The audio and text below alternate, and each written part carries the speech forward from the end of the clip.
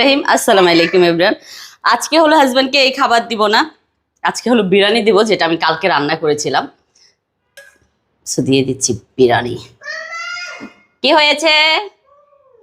আর ওর আলু খুবই পছন্দ বিরিয়ানির, সো দিয়ে দিচ্ছি আলু। আসলে এটাতে রাইসই যায় নাই, জায়গা হবে না, সো আরেকটা দিতে হবে।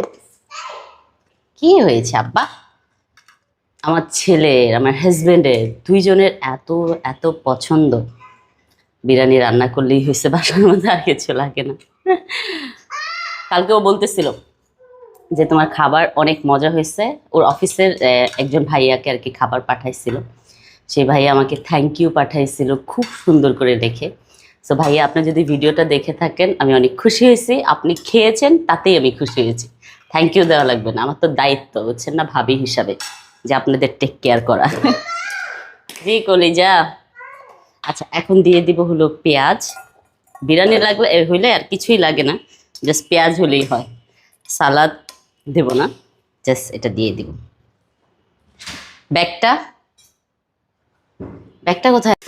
সো ফাইনালি এখন দিয়ে দিচ্ছি বিরিয়ানি। ড্রাইভার সাহেব এসে দাঁড়িয়ে আছে, দিয়ে দিব। So thank you so much for watching my video. Bye bye, আল্লাহ হাফেজ।